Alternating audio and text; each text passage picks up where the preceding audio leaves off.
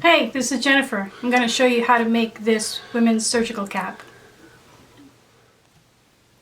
Okay, the first thing you're going to need is a pattern, and this is Debbie Hunker's pattern at Doodabug Dreamers, and she offers this as a free PDF. She also has a video about how she makes it. I do a little bit differently, so I thought I'd make my own video. So when you print off the pattern, you get all these pieces, and you need to cut them out, and it's really clear how to match them up and tape them together. Okay, so what you're going to need to make this project is the pattern and a piece of fabric, and the fabric I've cut is 22 by 18 inches. I have it right here. And regular sewing supplies like scissors and thread and pins and an iron. You're also going to need a 5-inch piece of elastic, a safety pin, some Scotch tape, a marker, and something sturdy to trace your pattern onto, like a piece of cardboard. I use template plastic. The first thing you're going to do is print out your pattern and cut it out along the lines. And then after you get all the pieces cut out, you're gonna tape some of the pieces together with Scotch tape, and you're gonna end up with two pieces, an A piece and a B piece. So what I did was I took my paper pattern after I cut it out and traced it on to template plastic, and I labeled them A and B. Now, if you're worried about directional fabric, just remember that your fabric has to face the same way as your letter. So if you can read the letter A and it's right side up, then you know you're in the right direction. So this fabric is folded in half. I'm going to put the edge of my pattern along the fold. I'm going to take a marker and just trace the pattern. I'm going to finish tracing the whole thing, and then I'm going to take my scissors and cut it out.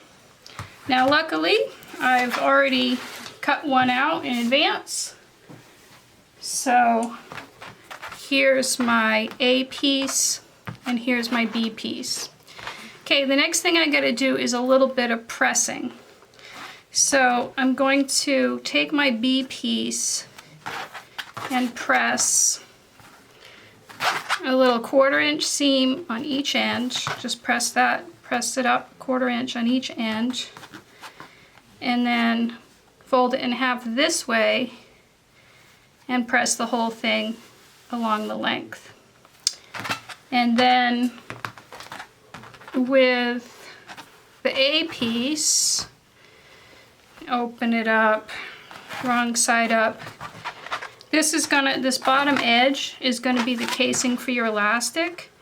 So you're gonna need to press up just a little bit to cover that raw edge, and then once again to be wide enough for your elastic to fit in. So I'm gonna do that pressing and I'll be right back. Okay, so I've got this pressed up, just a little less than a 1/4 inch there, maybe a 1/2 inch there. As you'll see, I'm not doing a whole lot of exact measurements. And now this, it's pressed up like that.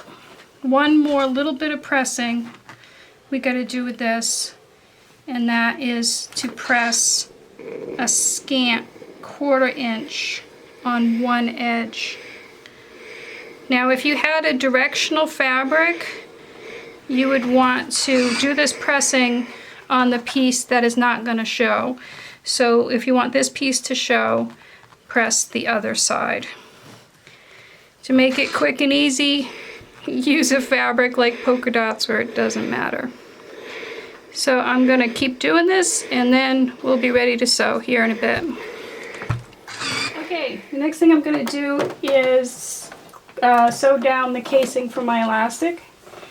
And so I start off with a little jumper scrap there, and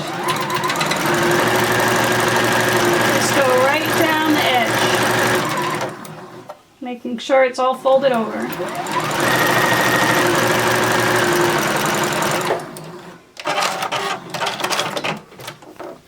Okay, the next thing I'm going to do is thread the elastic through the casing, and I'm going to do that with a safety pin. So, put that in and pull it. Oh, sometimes it takes a little while to get going, but there you go. Now, be careful not to pull it too far. You just want it till it gets right to the edge.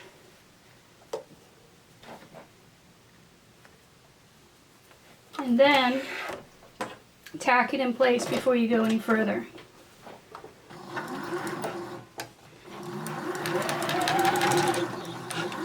And go back and forth over it 4 times so the elastic won't pull out. Alright, so then I'm going to finish pushing the elastic through.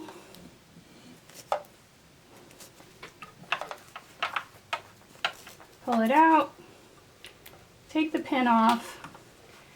Now carefully let it back and pin it so it doesn't go too far. And then we're going to tack it down on the other side. Careful not to sew on your pin.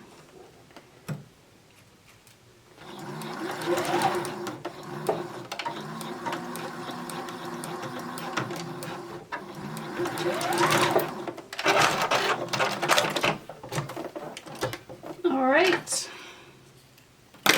now the elastic is encased.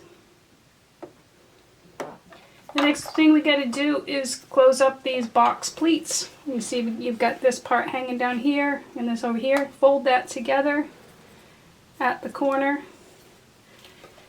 And these aren't going to match. There should be a quarter to a half inch on the edge there. And just start off, back up a little bit to tack it down.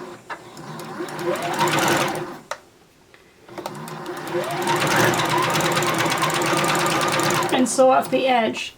Now you can go back over that with a zigzag stitch. You can serge it. You can do it a couple times, whatever you need to do to get that seam nice and secure, and do the same thing on the other side. I just wanted to show you that I did finish those side seams and reinforce it with a zigzag stitch on both sides. Now the next part is probably the most time-consuming part. So you've got your B piece, this melon-shaped thing. On the raw edge, meet right sides together with your A piece and match up the middle. I still have a bit of a crease here so I can see where the middles are. I'm going to pin that. Okay, so here's the time-consuming part, is putting the pleats in. So I'm going to start in the middle and go down each side, taking like a little ½ inch to an inch bite and pinning it. Now you can measure these and get them all perfectly even if you want. I'm trying to do this quick and easy, so close enough is good enough. So I'm going to keep on pinning this, and I'll show you what it looks like when I got it all pinned. Okay, I want to show you something real quick. I've been pinning down from the middle to the side, and I'm just about running out of room to pleat. You get these two matched up and pin it there at the end.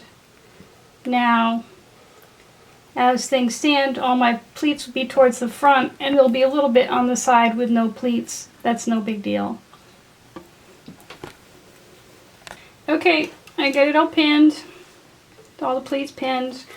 Make sure your B piece is up and out of the way so you don't sew it down by mistake. Alright, you're just going to get started on my jumper scrap here. Oops, I got to get back to straight stitch, sorry. Now I'm using a pretty generous seam allowance. Bigger than a ¼ inch, 3/8 to a ½ inch. Again, I'm going to back tack, secure those stitches, and then I'm just going to sew these, the A piece to the B piece, tacking these pleats down, taking the pins out as I go. Okay, I'm just finishing sewing the A piece to the B piece, getting right to the end here. And again, I'm going to go off the edge just a little bit and back tack and secure those stitches. Okay, so now let's see how we did. Alright, those pleats look pretty good. Okay, so now the only thing we have left to do is to fold our B piece back in half and tack it underneath.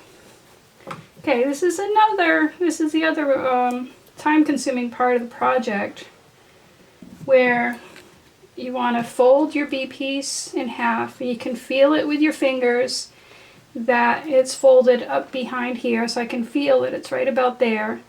And I'm going to put a pin and tack it right there. So I'm going to go all the way around and tack my B piece, the back of it, to the inside of my cap. Okay, so you see I've got the edge all pinned on again, and you can turn it over and see I've caught all the inside edge there, and now I've got to secure that down. So I'm going to just top stitch right along the edge, again back tacking and taking out pins as I go.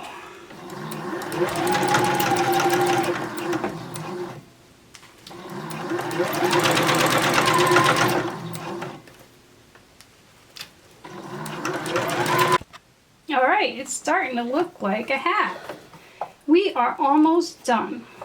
There's just one more thing I like to do, is turn the hat inside out and check how well I've caught this edge. And then go over it again. So matching thread is your friend here.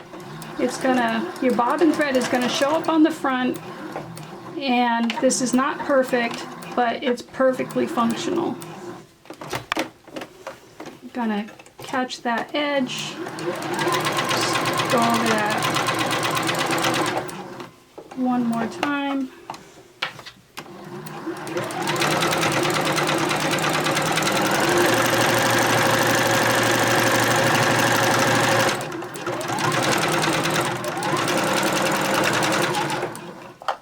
Okay, see here it came unfolded a little bit. I'm going to tuck that back in.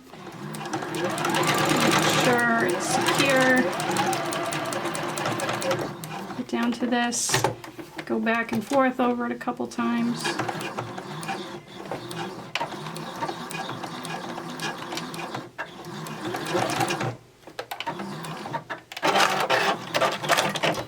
Cut off my jumper scrap. And we are done. There it is. I think that took me about 15 minutes. Ladies, surgical cap, scrub cap, whatever you want. Alright, here it is. Here's the scrub cap I just made in like 15 minutes. Quick and easy, no muss, no fuss. It works perfectly well, and there you have it.